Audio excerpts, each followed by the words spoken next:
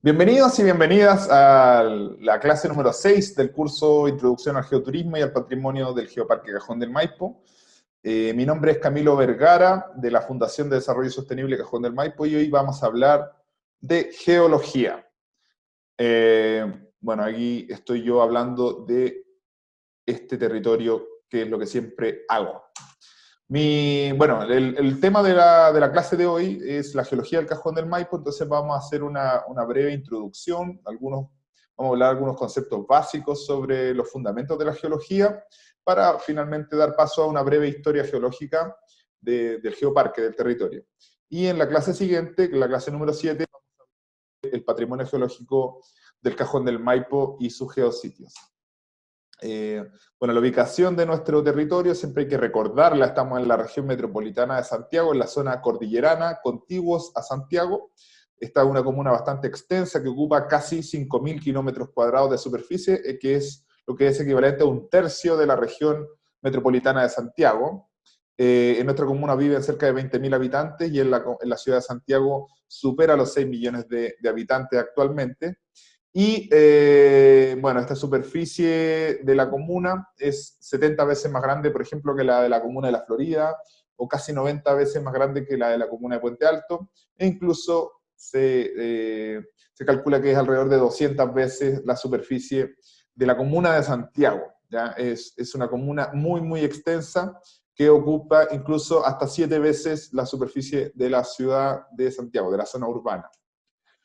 Bueno, acá está la definición de geoparques, que no es coincidencia con las presentaciones porque es un elemento transversal que, bueno, como ustedes ya muy bien saben y ya deben poder recitar a ojos cerrados, los geoparques son áreas geográficas únicas y unificadas en las que se gestionan sitios y paisajes de importancia geológica internacional. Entonces hoy día vamos a hablar de estos sitios y paisajes de importancia geológica que se presentan en nuestro territorio.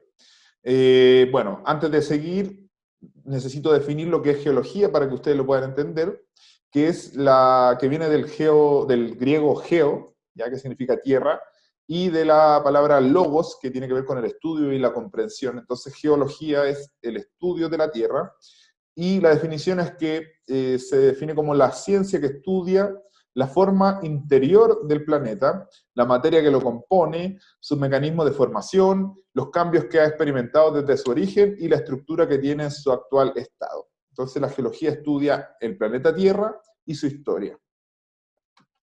Uno de los grandes avances que ha entregado la geología a la humanidad, a nuestra comprensión de nuestro entorno, es el término del tiempo geológico, la escala de tiempo geológico. Porque antes de que existiera la geología y las técnicas actuales de datación para obtención de las edades de las rocas, siempre se pensó que la Tierra tenía una edad de unos cuantos miles de años y que estaba asociada a la historia del ser humano. Esto obviamente viene asociado a las distintas cosmovisiones del mundo y en nuestro caso a nuestra cosmovisión judeo-cristiana asociada a la historia bíblica. Pero sin embargo, con las técnicas actuales se ha podido demostrar que la Tierra tiene una edad que llega a los 4.600 millones de años de historia. 4.600 millones de años de historia tiene la Tierra, ¿ya? Lo que es bastante difícil de intuir, difícil de entender en nuestra escala de tiempo humana, y el ser humano ocupa solamente una breve porción de esta historia en la última parte de la historia de la Tierra.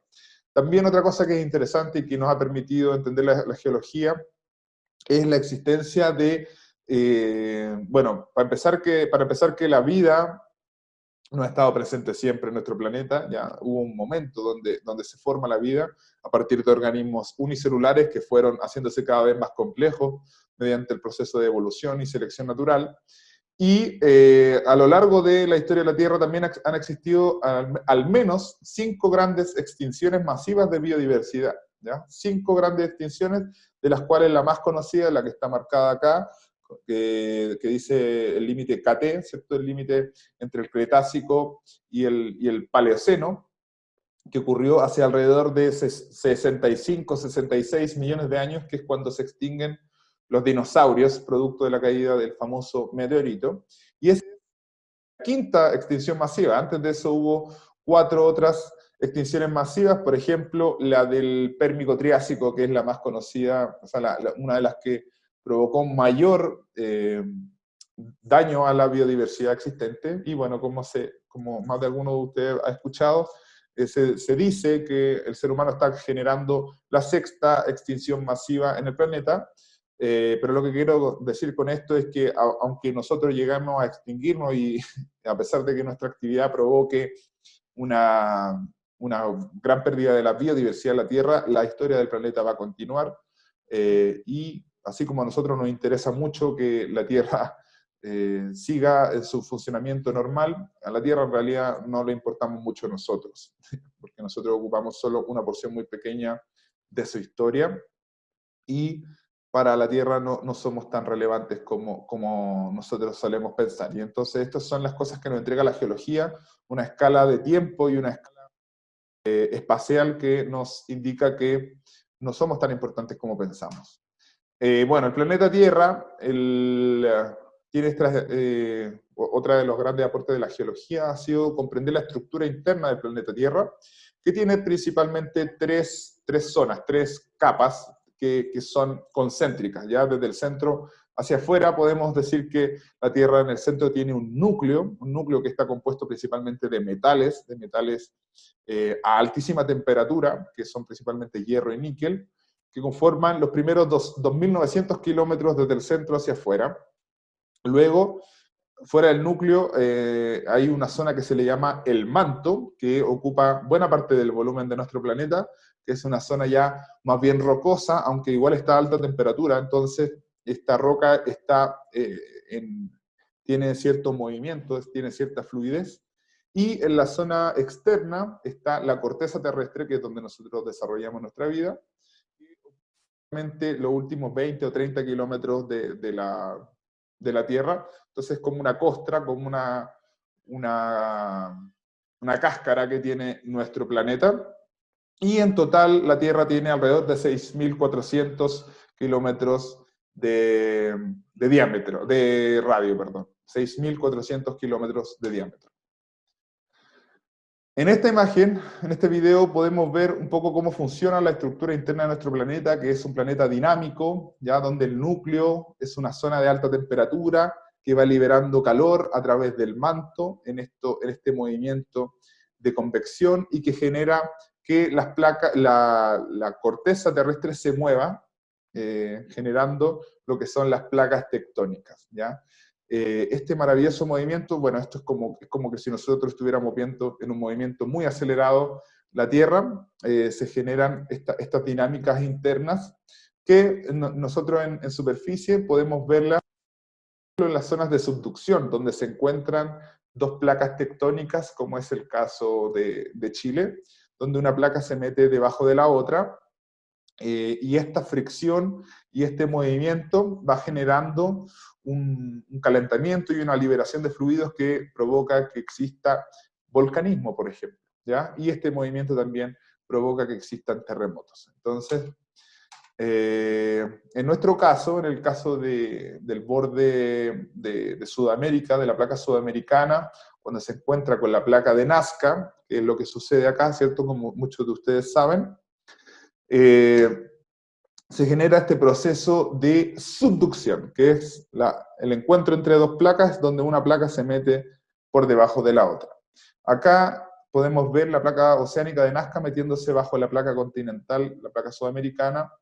En la zona de la depresión central podemos encontrar la ciudad de Santiago, y el Cajón del Maipo estaría ubicado entonces en la zona más bien cordillerana de este esquema. El proceso de subducción es lo que hace a Chile ser lo que es, ¿ya? Esto también es interesante, relacionar la cultura y la geografía con el origen geológico de los procesos que han formado nuestro territorio. Porque gran parte de las características que hacen a nuestro país ser lo que es, vienen dadas por esto. Por ejemplo, la existencia de la cordillera de los Andes, que es la cordillera más larga del mundo y la segunda más alta después del Himalaya, es producida por la subducción. La existencia de volcanismo activo, ¿cierto? Existen cerca de 80, 90 volcanes activos en Chile, también es producto de la subducción, la existencia de terremotos, ¿cierto? ¿Qué cosa más chilena que los terremotos? Y también la existencia de los grandes yacimientos de cobre, que son los más grandes del mundo, los que tenemos en Chile, también está asociada a este proceso geológico. Bueno, volviendo a la geología, acá se ve una torta, digamos, rocosa, que es la que vemos acá en el geología, que es para los geólogos como un libro abierto, como un libro de roca que se puede leer si uno sabe escuchar a las rocas, si uno sabe entender su lenguaje. ¿Ya? Cada una de estas capas de roca se van depositando desde abajo hacia arriba. Las capas de más abajo son más antiguas que las que están más arriba. Eso es uno de los principios básicos de la geografía, de la geología, perdón. Y cada una de estas capas está compuesta de roca y estas capas se denominan estratos, ¿ya? Y cada uno de los estratos puede tener un distinto origen, algunas pueden ser formadas por ríos, por lagos, por erupciones volcánicas, etc. Entonces uno, al ir estudiando cada capa por capa, estrato por estrato, puede ir reconstruyendo una historia, tal como si estuviera leyendo un libro. Otro ejemplo maravilloso de esto mismo es el geositio del Cerro Licán, donde podemos ver todas estas capas una sobre otra, algunas más oscuras, otras más claras, unas más gruesas, y cada una de estas capas nos va contando una historia. Otro detalle de lo mismo, donde se ven, bueno, yo aquí marqué 3 estratos, pero la verdad es que en la imagen aparecen varios más, donde por ejemplo el estrato 1 puede haber sido producido por una erupción volcánica, el estrato número 2 puede haber sido producido porque sobre esos depósitos volcánicos se formó un lago con sedimentos de lago, y sobre esos sedimentos del lago volvió a haber otra erupción volcánica, por ejemplo. Entonces, así uno va reconstruyendo la historia geológica, y esa es una de las principales lógicas que utiliza la geología para construir una historia. Bueno, acá está la definición de roca, que como yo les decía, cada uno de estos estratos, de estas capas, está compuesto de rocas, que son agregados de minerales sólidos, que se agrupan de forma natural y que forman la gran parte del planeta Tierra está formado de roca. Y la principal importancia que tienen las rocas es que ellas guardan el registro de su historia, guardan el registro de su edad y del ambiente en el que se formaron, ¿ya? Por eso son importantes las rocas y son la principal herramienta que utilizamos los geólogos para poder estudiar nuestro planeta. Y bueno, los minerales son los que conforman las rocas, son materiales sólidos inorgánicos naturales que tienen una composición química y estructura interna específica. Y la ciencia o la rama de la ciencia que estudia el origen de las rocas se le denomina petrología. Acá hay un breve video que les voy a dejar en los anexos, que es sobre la película Un lugar en el mundo, que es muy interesante y que por cosa de tiempo no lo voy a poder mostrar en esta ocasión, pero se los recomiendo muchísimo. Bueno, dentro del mundo de las rocas, ¿cierto? Después de muchos años de estudio se llegó a 3 grandes grupos. Se pudo clasificar 3 grandes grupos de rocas de acuerdo a su origen, ¿ya? Donde los 3 grupos principales son las rocas ígneas, las rocas sedimentarias y las rocas metamórficas. Rocas ígneas, que viene ígneo viene de fuego, ¿cierto? Se forman por la solidificación y el enfriamiento de un magma, o sea, una roca que estuvo a muy alta temperatura, que entonces ya no era sólida, sino que era una roca fundida, que por algún proceso se enfrió, ¿ya? El producto de eso se llama roca ígnea. Por otro lado están las rocas sedimentarias, que se forman a partir del depósito de sedimentos. Sedimentos que se juntan, por ejemplo, de un río, de un lago, de un aluvión, y que producto de su enterramiento y que quedan a varios metros o kilómetros bajo la superficie, se termina convirtiendo, pasa de ser de un depósito sedimentario a una roca sedimentaria. Y las rocas metamórficas son rocas que, partiendo de otra roca, que puede ser ígnea, sedimentaria o incluso metamórfica, pasa por un proceso de alta temperatura o un proceso de alta presión que provoca un cambio en ella y se convierte en un nuevo tipo de roca. Entonces, por eso se llaman metamórficas, porque son rocas que sufren una metamorfosis. En este caso, en el Cajón del Maipo, la mayoría de las rocas son de tipo ígnea y sedimentaria. No hay muchas rocas metamórficas, por lo que no voy a entrar mucho en detalle con ellas. Y en particular, ahora vamos a hacer una breve pasada por lo que son las rocas ígneas que podemos encontrar en nuestro territorio. Las más comunes, como dice acá, son los granitos, los basaltos, las obsidianas, las piedras pómez, las andesitas. Y dentro de las rocas sedimentarias, las más comunes son las areniscas, las calizas, los conglomerados, las lutitas, todas rocas que podemos encontrar en nuestro territorio. Y entre las rocas metamórficas, el mármol, la pizarra, la cuarcita o el gneiss son algunos ejemplos de ellas. Entonces, yendo a las rocas ígneas, como les decía, están asociadas a actividad magmática. En este caso vemos la esquema de un volcán. Y el volcán es alimentado en su base por una cámara magmática. Una cámara magmática es lo que le da vida a un volcán. Cuando un volcán ya muere su cámara magmática, el volcán pasa a estar inactivo.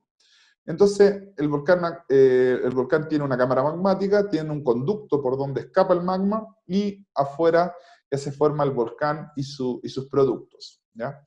Bueno, esta cámara magmática es una masa que puede tener varios kilómetros de tamaño, que está a 600, 700, 800, 1000 grados de temperatura, una masa de roca fundida a alta presión y alta temperatura, que en algún momento puede dejar de ser alimentada, y ahí es cuando el volcán muere, ¿cierto? Cuando el volcán pasa de estar activo a estar extinto. Y esta cámara magmática, cuando deja de recibir esta alimentación de material, se empieza a enfriar, a enfriar, a enfriar, a enfriar, a enfriar, y convierte lo que era la masa de magma en roca sólida. Y este es el tipo de roca que se forma, que son, por ejemplo, los granitos. Podemos ver aquí también en la imagen. Cuando esta masa de magma se enfría y se expone a la superficie, producto de la lluvia, del hielo, se forman lo que se llaman los plutones, que en el fondo son antiguas cámaras magmáticas que ahora podemos ver en la superficie. Y uno de los plutones más conocidos y más fáciles de observar en nuestro cajón del Maipo es el plutón La Obra, que es el que vemos acá abajo, que es el Cerro La Obra, donde se tiran en parapente. Todo esto es una masa de granito, de rocas de este tipo, que son las raíces de un antiguo volcán, en este caso de alrededor de 20 millones de años. Otros ejemplos de plutones son el plutón San Gabriel, como vemos acá arriba, esta masa de roca blanca que está en contacto con unas rocas volcánicas, es el plutón San Gabriel, en la zona ahí cercano al pueblo del volcán.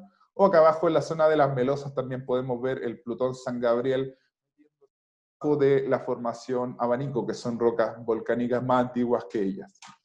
Otro lugar donde podemos ver estas rocas plutónicas, estas rocas intrusivas, como se llama cuando se enfrían bajo la superficie, es en el Puente del Cristo, ¿cierto? Donde tú vas en un auto, vas por este camino y estás en una antigua cámara magmática de 10 millones de años. Entonces, estar en este lugar es un viaje al pasado y un viaje a las profundidades de la Tierra, porque estas rocas se formaron a varios kilómetros de profundidad y hace más de 10 millones de años. Es bastante espectacular cuando uno empieza a darse cuenta de esto. Otro ejemplo también está acá en el Alfalfal, en la zona del Plutón La Gloria, que quizás es uno de los más importantes de Chile por sus características científicas, de un geositio de relevancia internacional desde el punto de vista científico. Bueno, otro producto volcánico, otra roca son las lavas, ¿cierto? Que esto es como más intuitivo, más fácil de comprender qué es lo que son los productos del magma cuando sale del volcán y pasa el magma, cuando está en la superficie, pasa a llamarse lava, ¿cierto? Que es roca fundida que está fluyendo y que cuando se enfría se pasa a tener esta forma, que es una de las rocas más comunes que podemos ver en el Cajón del Maipo, que son las andesitas, ¿ya? Un ejemplo de flujo de lava maravilloso que tenemos en el Cajón del Maipo, lamentablemente bastante difícil de acceder, son las lavas del volcán Casimiro, allá cerca del volcán Maipo, en el fondo Cruz de Piedra.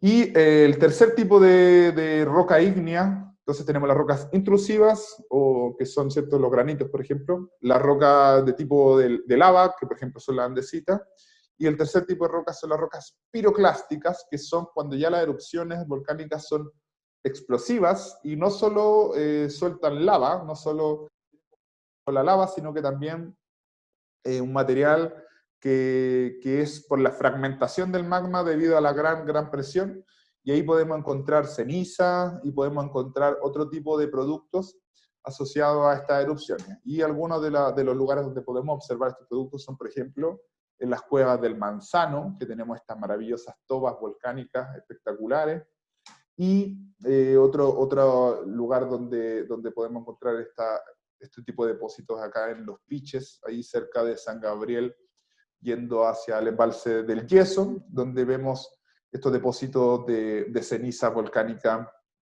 de gran espesor y producto de una interesante erupción volcánica. Bueno, ahora cuando los estratos, las capas de roca se depositan, ¿cierto? Tenemos esta serie de capas, no necesariamente van a quedar ahí tranquilas y van a mantenerse en el tiempo para siempre, como sí puede ocurrir en otros lugares. De Grutas del Palacio, las rocas tienen 2.500 millones de años y están todavía en su posición original, porque ya geológicamente es todo muy estable. Acá, las rocas más antiguas del Cajón del Maipo tienen alrededor de 165 a 170 millones de años. Es una historia muy reciente, muy joven, geológicamente hablando, y esto es producto de que acá hay mucho movimiento, mucho cambio de las rocas producto de la subducción. Ya esto está sometido a una constante evolución, a una constante dinámica. Entonces, una cosa que sucede es que las rocas, cuando están los estratos que se depositan, sienten el bullying que les hace, digamos, la subducción y la tectónica de placas, y se deforman, ¿ya? Entonces, cuando tenemos el estrato y uno, por ejemplo, lo empieza a apretar, esto puede ocurrir de dos formas. Puede deformarse de dos formas la roca original. Una es cuando existe deformación frágil, que es que yo tengo el estrato y lo empiezo a apretar hasta que se rompe, ¿ya? Y eso es lo que sucede cuando ocurre una falla. Y cuando esto ocurre quizá en una zona más profunda, donde la roca está en un estado menos frágil, sino que es más dúctil, más plástico, yo lo aprieto, y la roca, en vez de romperse, se pliega, se dobla. Y estos son los tipos de formación de tipo pliegue, ¿ya? Entonces tenemos estos dos tipos principales de deformación. Acá yo estoy simplificando mucho. Si alguien sabe mucho de geología puede considerar que esto es un poco rudimentario, pero la idea es hacer una introducción. Entonces tenemos las fallas y los pliegues como dos tipos de estructuras de deformación de los estratos. Por ejemplo, un ejemplo interesante es en el geositio Plutón Los Lunas, donde vemos este estrato de roca blanca, ahí bien clarito, que si nosotros seguimos su continuidad podemos ver que hay dos saltos, dos descontinuidades, que son, por ejemplo, acá cuando vemos un detalle, podemos ver el estrato blanco, y acá tiene un salto, un plano, que muestra un desplazamiento entre estas dos zonas del estrato, y esto es lo que se llama una falla inversa. Ya cuando tenemos una zona de compresión, hace que el estrato se rompa y se monte uno sobre otro. Y bueno, y este proceso, si lo repetimos a gran escala y por millones de años, es uno de los principales mecanismos de formación de la cordillera, ¿ya? Es lo que hace que la cordillera se vaya alzando. Entonces, Geositio Plutón Los Lunas tiene dos fallas muy bonitas, y esta es una de ellas que se ve muy clara. En cambio, otro ejemplo un ejemplo interesante de plegamiento, de pliegues, son los que podemos ver en la Vuelta del Padre, donde el estrato que era originalmente horizontal, acá lo podemos ver que está bastante doblado, está plegado, y esto también es producto de la compresión a la que está sometida la corteza terrestre en este estrato, ¿cierto? Tenemos este plegamiento. Bueno, acá hay dos tipos de pliegue. Uno son los pliegues sinclinales, que tienen la guatita hacia abajo, y los pliegues anticlinales, que tienen la guatita hacia arriba. Otro elemento interesante que también al que se someten las rocas después de su depositación es la erosión y la formación de los paisajes, ya el modelado de los paisajes, que los principales agentes modeladores de los paisajes siempre son asociados al agua. En el caso del Cajón del Maipo, hay dos tipos de modeladores principales del paisaje, que son el agua en forma líquida, que son los ríos, ¿cierto? Y el agua en forma sólida, que son nuestros glaciares, que forman distintos tipos de valle. En general se asume que cuando un valle es formado por un río, tiene una forma de V, como se ve a la izquierda, y cuando un valle es formado por un glaciar, tiene una forma de U. ¿Ya? Eso es una de las herramientas básicas que uno puede empezar a utilizar para la formación de un paisaje. Por ejemplo, acá tenemos un maravilloso valle en forma de U, que es el del río Olivares, ¿ya? El cajón del río Olivares, que es un valle glaciar de Libro, que tiene ven esta base muy plana y estas paredes bien verticales en los flancos, que tiene esta forma de U.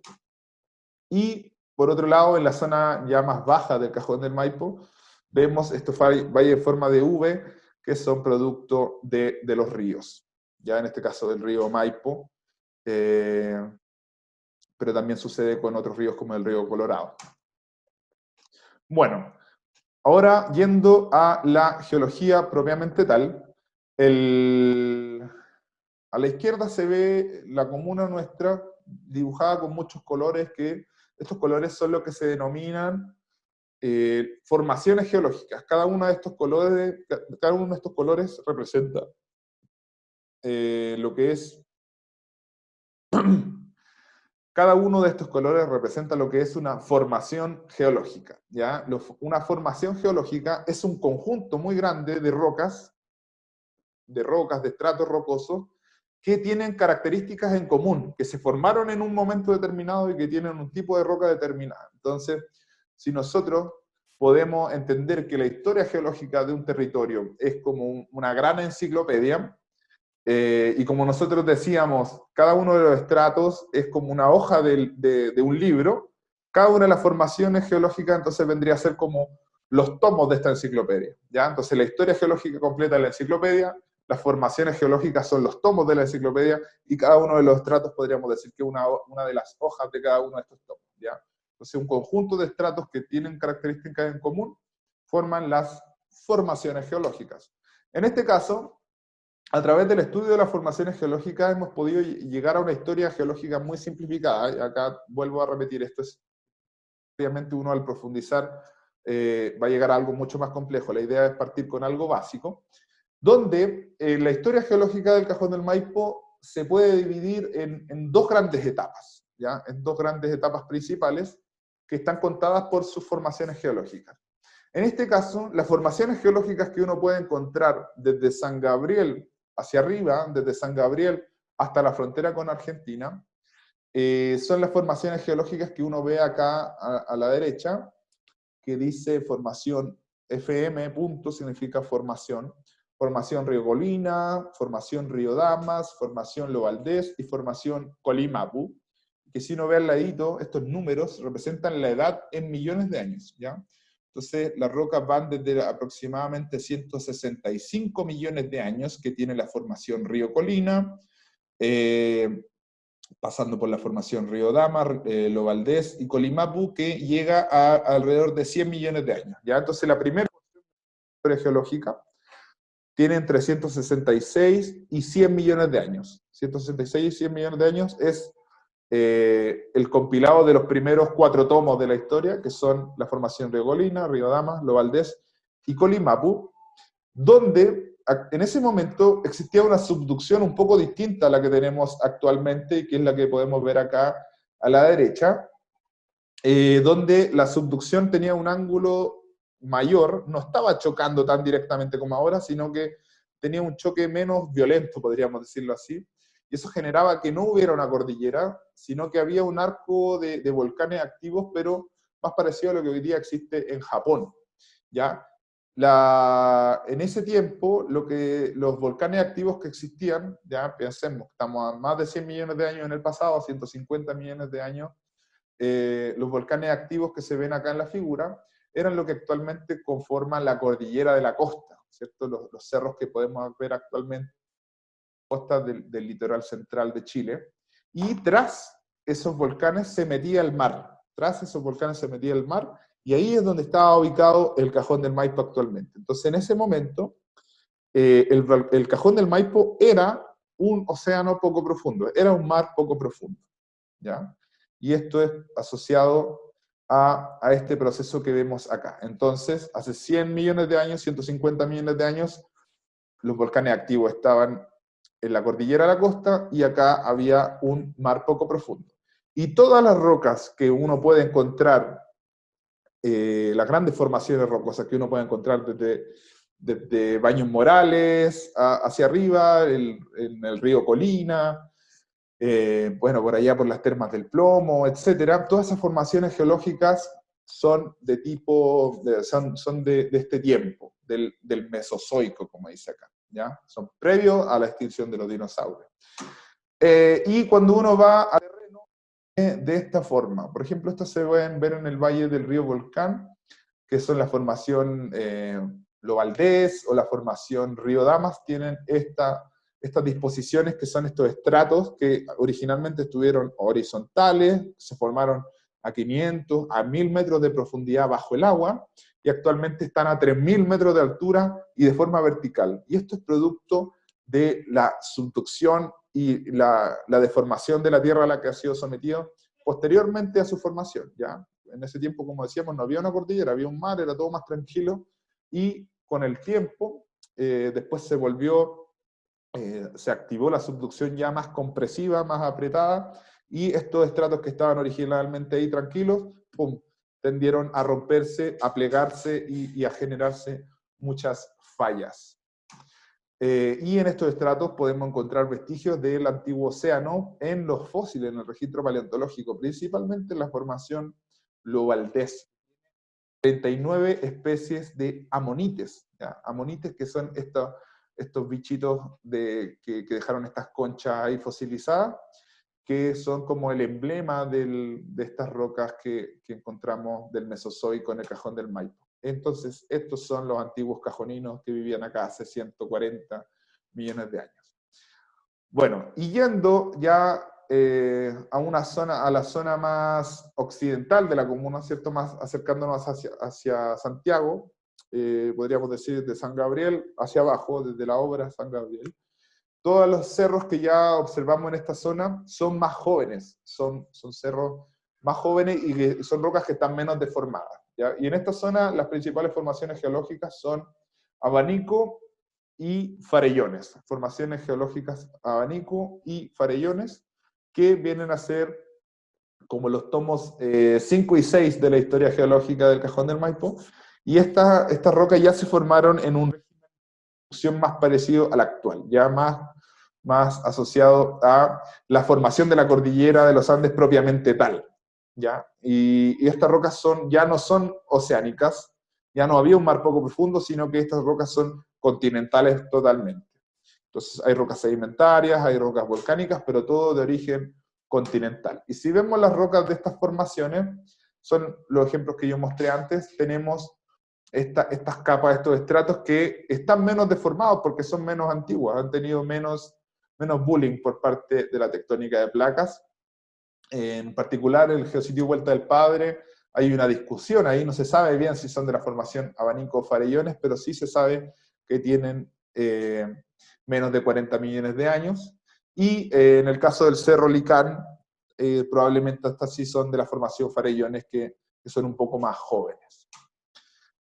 Otra parte de la historia, ya uno de los últimos tomos de nuestra historia, son las unidades antigua y la unidad volcánica nueva. La unidad volcánica antigua es del Pleistoceno, ¿ya? Tiene alrededor de 2 millones de años hacia el presente, y la unidad volcánica nueva son del Holoceno, que son las rocas de los volcanes activos, ¿ya? Esto ya, como decíamos, en un régimen de subducción más parecido al actual.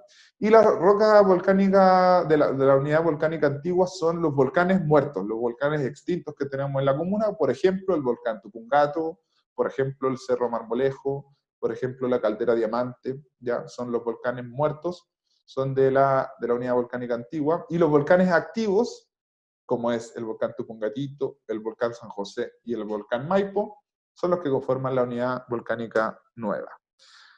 Aquí podemos ver el volcán San José, que es uno de estos 3 volcanes activos, y sus rocas asociadas, por ejemplo, las que podemos ver en la remoción en masa, las amarillas. Y otra unidad volcánica importante que ya algo pudimos hablar antes son las rocas intrusivas, los plutones, ya que son rocas que son las antiguas cámaras magmáticas de los volcanes que existieron en este territorio, y que ahora podemos encontrarlas en distintos lugares de la comuna. Y acá se marcan algunos de los principales. A la izquierda se ve el Plutón de la Obra, que es el más antiguo de todos, tiene 20 millones de años, y acá podemos ver el Plutón de la Gloria, que está ahí en el sector del Alfalfal, o el Plutón de San Gabriel, que está ahí entre San Gabriel y el volcán y las melosas y todas esas rocas blancas que se puede ver en ese sector. Tienen alrededor de 10 millones de años, ¿ya? Otra historia interesante que podemos ver en nuestros paisajes son los registros de las últimas glaciaciones. La última glaciación en la Tierra terminó hace alrededor de 9.000 años, y probablemente, pues un poquito antes de eso, no sé, hace 15.000 años, por ejemplo, el Valle del Río Volcán o la zona alta del Valle del Río Yeso, probablemente hayan tenido una vista de este tipo, se hayan visto de esta manera. Y al retroceder esos glaciares, producto de los procesos de calentamiento global naturales de la Tierra, podemos ver los vestigios que han dejado, que son estos valles en forma de U, ¿cierto? Que es como lo que podemos ver en el Monumento del Morado, como lo que mostrábamos en el río Olivares, o también los últimos registros de los glaciares que van quedando, que lamentablemente siguen retrocediendo, y producto del calentamiento global acelerado que ha provocado el ser humano, han hecho que retrocedan cada vez más rápido. Y finalmente, los últimos depósitos, las rocas más actuales que tenemos, son los depósitos asociados a los ríos, a las remociones en masa, etc. En este caso, podemos ver las terrazas fluviales, que son estos niveles de terraza producidos por los cambios de altura que ha tenido el río en su historia, que podemos ver en el geositio de las terrazas fluviales de las vertientes, que fue uno de los sitios que le llamó mucho la atención a Charles Darwin cuando estuvo acá en el año 1835. Y acá a la derecha podemos ver algunos depósitos y morfologías erosivas que están ahí en el río Colina, en el geositio Cárcavas de Colina. Para finalizar, entonces, un resumen, les muestro esta lámina que desarrollamos con Pailalén para la muestra que se va a inaugurar prontamente en ese lugar. Podemos resumir nuevamente la historia geológica del Cajón del Maipo en 3 grandes etapas. La primera, el Mesozoico, que le llamamos cuando el mar estuvo en el Cajón del Maipo, ¿cierto? Entre 166 y 100 millones de años de historia, cuando existía esta subducción que era menos compresiva y el mar entró en nuestro territorio, ¿ya? Luego, avanzando, pasamos a la segunda etapa, que es el Cenozoico, que podríamos resumirlo como el desarrollo de los volcanes y el crecimiento de la cordillera, ¿ya? Que es la segunda gran etapa que está registrada en nuestras rocas. Y la última es ya el cuaternario, más actuales, que son los procesos que nosotros vivimos día a día, que son los aluviones, que son los ríos, que son los glaciares, su avance y retroceso, etc. Entonces, con esta lámina culminamos la parte de la historia geológica del Cajón del Maipo y terminamos la clase número 6. Así que los espero en la clase número 7.